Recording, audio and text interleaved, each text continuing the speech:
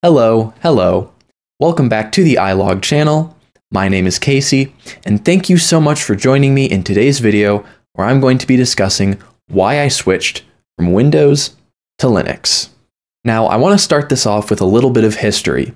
My history specifically, and even more specifically, my history with the Windows platform. When I was but a wee child, my family had a computer. This computer ran either Windows 95 or 98. I don't quite remember which on account of the fact that I was very, very young. We're talking sub 5 or 6 years old. Don't really remember much, but from what I've seen from old home videos and stuff, it appears to be either 95 or 98. This was then followed up by another family computer that had Windows XP. Now that was an operating system, and the first one I really remember using. You had to love that classic blue and green taskbar at the bottom. Though, in recent years, actually probably just the past year, I've learned that apparently XP had different themes. And never in all the time I used that computer did it ever occur to me to try to re-theme Windows. That's just what it looked like. It had a blue and green taskbar. But yeah, apparently there were other XP themes. I never knew. This was followed up a few years later by another family computer, this one specifically being Windows 7. Now that's an operating system, used by many in the past and used by some today, even if it is against better judgment and safety. Windows 7 is an interesting operating system because it kind of draws this line in the sand between classic operating systems and modern operating systems, at least within Windows. Though aesthetically it is very of the time, operationally it is very modern. A lot of the things we take for granted in modern Windows come from Windows 7, if not even Windows XP. But certain things, like the functionality of the Start menu, are distinctly classic. Ever since Windows 8, and subsequently 8.1, which brought the Start menu back after it basically got nuked in Windows 8, the Start menu hasn't been the same. One of the largest things I've noticed since switching from Windows 10 to Linux Mint is that I find myself using the Start menu a lot more. It kind of brings me back to using the old family computers, the Windows XP and Windows 7 computers as a kid, and how I used to navigate through the Start menu to find programs. Even though Windows 10 also did this, something about the way it's laid out just doesn't feel the same. It feels less like you're supposed to use it. At least you're not supposed to delve through it. It's more about having the little big panel icons on it when you first open it up, which of course is a holdover from the beloved design choices of Windows 8. Speaking of Windows 8, when I was in my tweens, my grandparents got me and my siblings these Windows 8 laptops. They were, I think, Dell Inspirons. They were very low power. I don't know how much they cost, but I imagine it was pretty cheap given that they had, I think, an Intel Celeron processor, 4 gigabytes of RAM. I don't remember how much hard disk space, but it wasn't a lot, and they booted from a hard drive, not an SSD. They weren't very fast, they weren't very powerful or performant, but they were our own. And as for Windows 8, was it really as bad as they say it was? I mean, it wasn't great. Most of the design was clearly tailored towards touchscreen tablet-type devices, especially with the Start menu that it featured, which basically would just fill up the entire screen with all these little app panel things.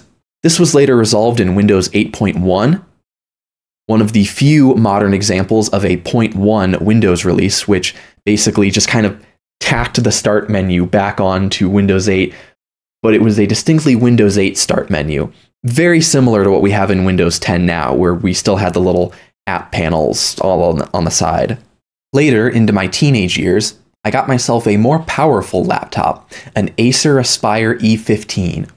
A laptop that I still have today, sitting over there somewhere. This thing was great. It had a dedicated GPU, which was a huge upgrade from just running on the integrated graphics built onto the Intel Celeron CPU. Especially as I'd gotten more into gaming, and I just couldn't run many games on the Dell Inspiron laptop, and I'd gotten into making models and rendering scenes in Blender. And trying to render out scenes on that CPU was just not a good time. I'd also started this YouTube channel back then, in 2014, and yeah, trying to make or edit or deal with any kind of video, anything on that old Dell laptop wasn't great, so I was super happy to have this new Acer laptop. And compared to the Dell, ooh, it was fast. And it ran Windows 10. A few years later, I would then build my own desktop PC that also ran Windows 10. This is the same PC from my previously released PC upgrade video. I initially built it in 2017 and have been using it ever since. And up until a few months ago, I was running Windows 10 on it. But there was this approaching anxiety that I had that I couldn't get rid of. Windows 10 is set to go end of life on October 14th, 2025. Now, I'll state the obvious, of course, Windows 10 going end of life doesn't suddenly mean that your computer will lock up and stop working and won't let you do anything on it because it's end of life now. But what it does mean is that unless something really major happens in terms of a security flaw in Windows 10, regular updates aren't going to happen anymore, including minor security updates. And that's just not a risk I really want to take. Given that I use my desktop computer nearly every day and still occasionally use the laptop, I'd rather not be running on an unsecure platform. And as time went on and this anxiety never ceased, I was faced with another problem. My computers aren't eligible for Windows 11. See, in the past, if you had an operating system running on a computer and you wanted to upgrade it to the next version of that operating system, the biggest thing that could be in your way is it not being compatible with your hardware. Specifically, your hardware not being powerful enough to just run it. However, due to the kind of technical stagnation that has occurred in the past decade of computing, there's no reason that Windows 11 couldn't run on either of these systems, except for the fact that Microsoft has been trying to flex their muscles in control a little bit. See, Microsoft's biggest competitor in the desktop operating system space is Apple with their Mac computers. Mac is a proprietary operating system that runs on proprietary hardware that Apple has full control over, pretty much full control anyway, from top down in the manufacturing process. They make the operating system, they assemble the computers, they even make their own CPUs now. They have full control. And doing this has allowed them to have pretty tight-knit security. So much so that for the past, as long as I've been alive, there's always been this debate between macOS and Windows about security. Viruses, malware. For a long time when I was growing up, a statement you'd hear on the internet is you'd never find a virus on an Apple computer. Now, to say that there is no malware or viruses for macOS would be untrue. There is some. But when Windows makes up roughly 70% of the desktop market share, of course people who make malware and viruses are going to make them for the most popular operating systems. That and the fact that Windows is just an operating system made by Microsoft. For a long time, they didn't make their own computers. People could install Windows on anything. So if your system didn't have any extra security protocols, your system could be more at risk of getting viruses and malware, adding to this tarnished reputation of Windows. So Microsoft made a simple little decision. They were going to exercise a little bit of extra control. Now, instead of the requirements for Windows 11 being based solely on what does it take to actually make the system run, it's based upon abstract security requirements that Microsoft has put in place for you that you don't have a choice to opt out from. My desktop computer doesn't have a TPM 2.0 module. The motherboard doesn't even have a spot for one, but TPM 2.0 is required to use Windows 11. Not only that, but Microsoft has created a honestly not very expansive list of CPUs that are compatible with Windows 11, specifically everything 8th gen and above.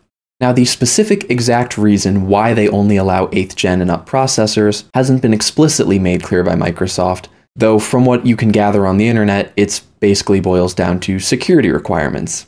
After the 8th generation of CPUs, certain security flaws in them were patched at the hardware level, and as such, Microsoft doesn't want to have to deal with supporting older CPUs that don't have these built-in security features, which probably helps their reputation of being known as the malware, virus-filled operating system a little bit.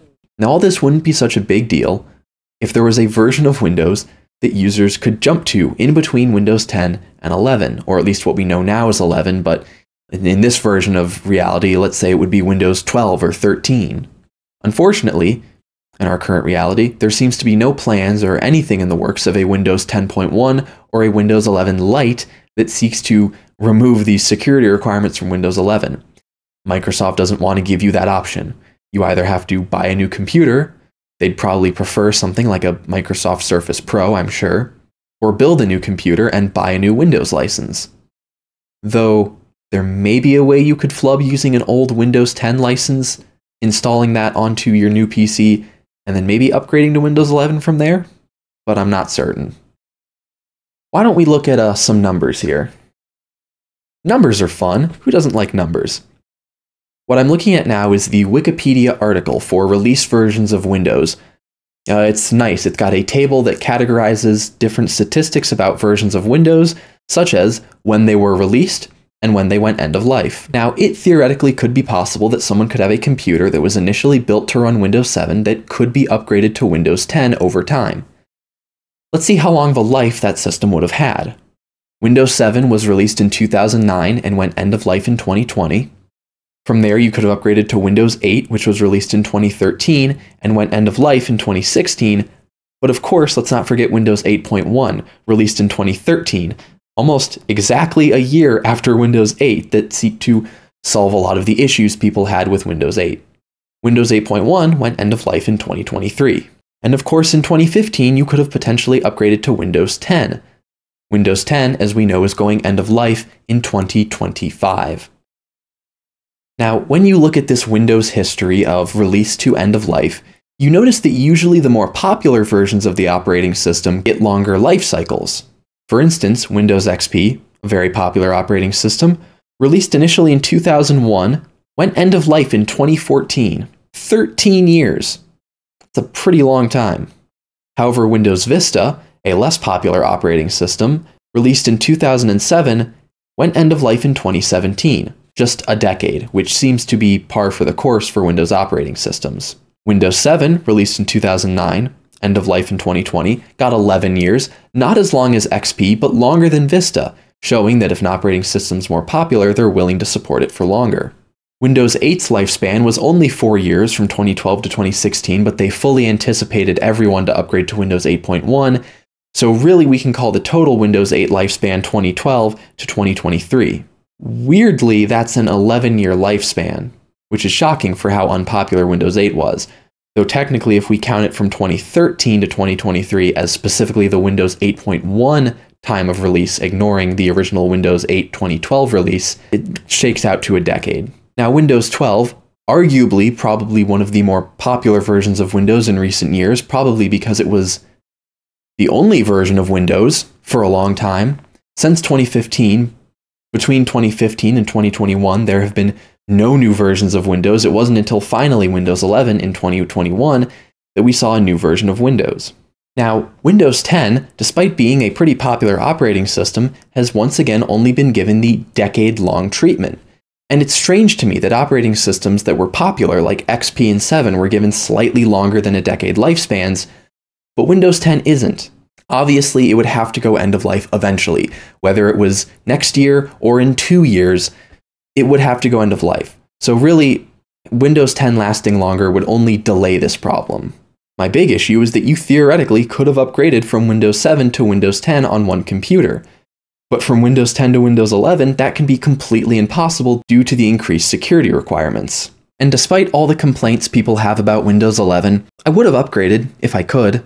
Personally, from what little I've used of it on other computers, it's okay. I think the changes they made to the right-click menu are a little strange, and the refocusing of making the taskbar centered instead of off to the left is odd, especially because they give the user the ability to customize the taskbar only to the extent that you can change it from being centered to off to the left like in older versions of Windows, but they didn't add extra customization to make it so that it would be off to the right instead, making it seem more like they want the centered version to be the version people will use because that's what macOS has, and the left-hand option just being there for people who want Windows to feel like how it did in all the previous versions. Either way, I felt like I was out of options, and though I still had roughly a year and a half until Windows 10 went end of life, I wanted to do something about it. And so I started researching Linux distributions. Of all the distros, Linux Mint stood out to me the most, being seemingly both quite beginner-friendly to those new to Linux like myself, and the included Cinnamon desktop environment was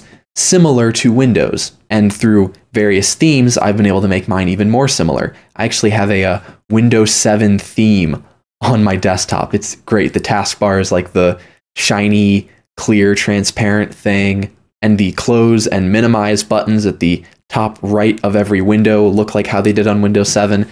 It's pretty great. it even makes all the icons look like older versions of the icons. So like, for instance, the Firefox logo actually looks good. Not to say that the current Firefox logo is bad, but nothing beats that old one in my opinion. And Linux can do a lot of the things I was doing on Windows, including gaming.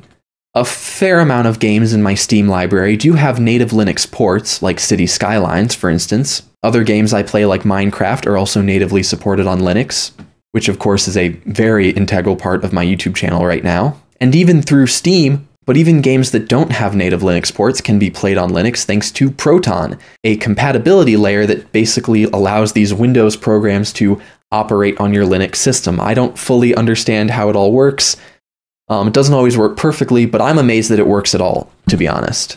Now, on the more creative side of things, making videos and music definitely was a bit difficult transitioning from Windows to Linux. For making videos for this channel, I had become reliant on DaVinci Resolve as my video editor. For making videos for this channel, I had become reliant on DaVinci Resolve as a video editing software.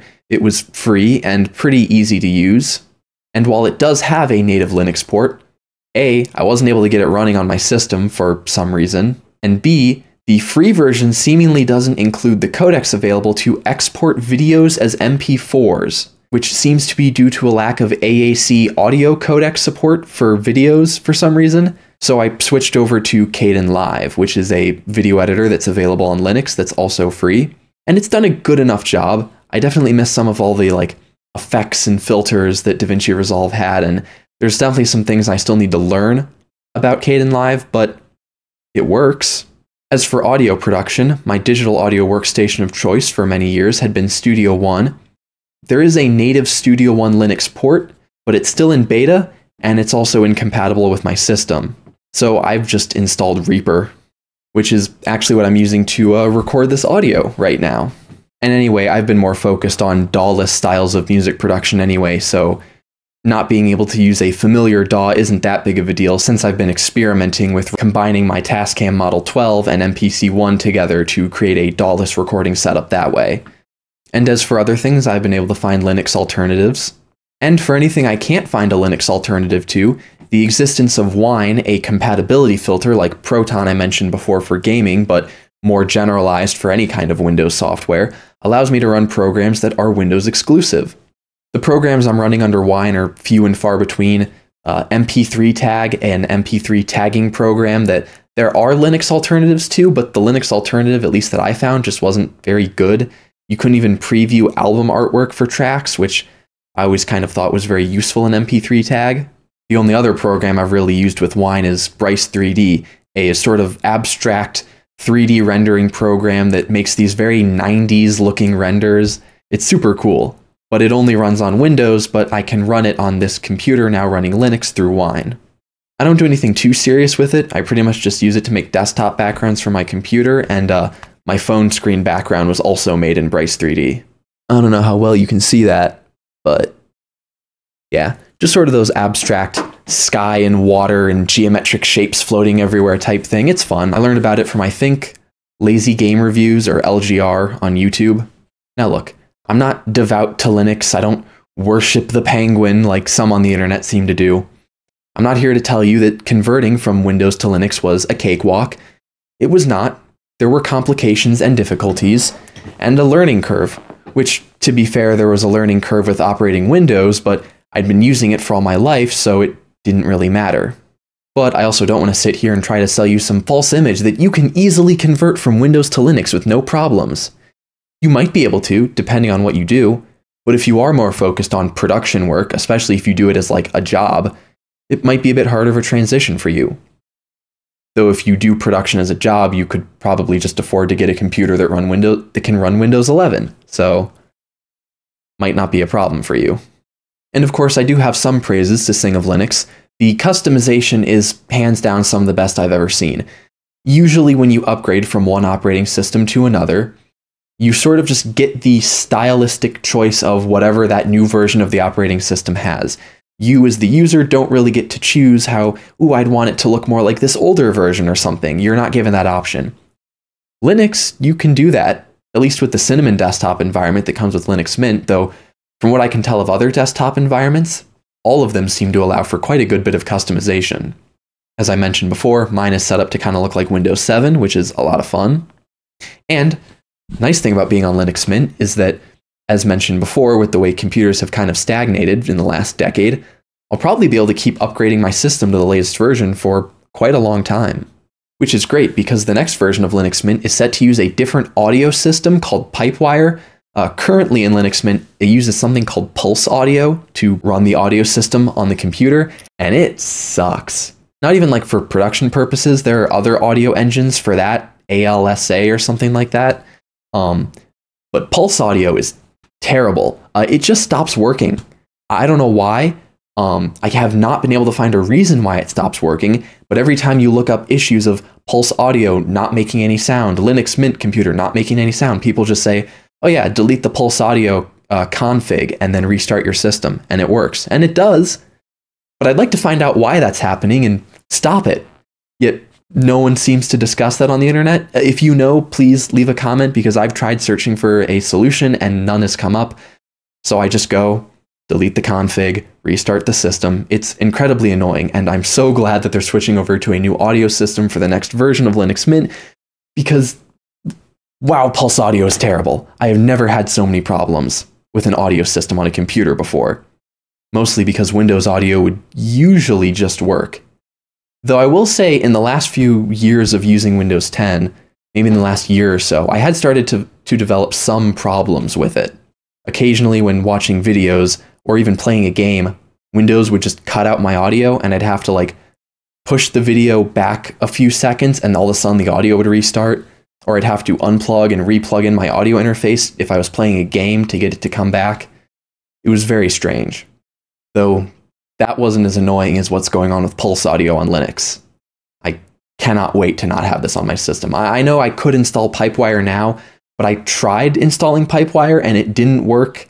I had to flash the system back to a previous flashback that I'd saved before I installed Pipewire because I knew it could potentially mess something up, and it just didn't work. So I'm holding off on that till the next version of Linux Mint comes out.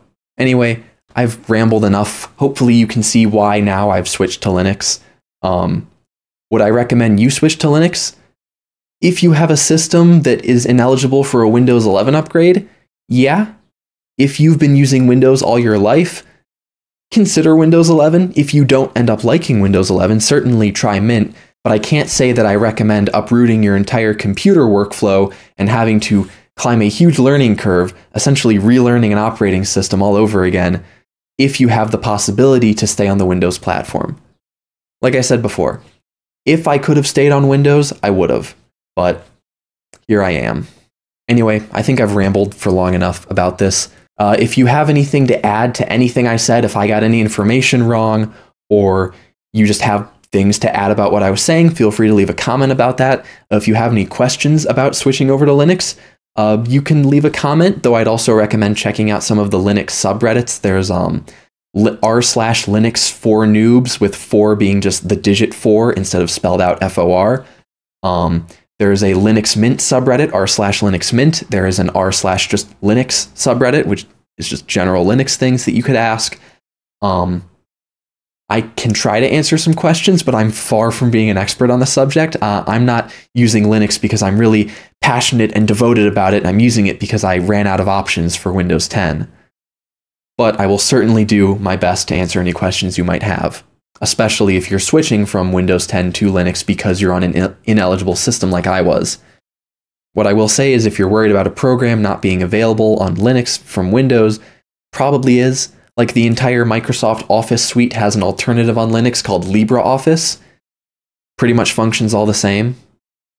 And with that, I'll ask that if you liked this video, consider leaving a like on it. And if you want to see more of the content I'm making on this channel, click that subscribe button down there, and check the notification bell so you'll get notified every time I upload a new video. With all that being said, I'm Casey from the iLog channel, and this is me, signing out. Bye now.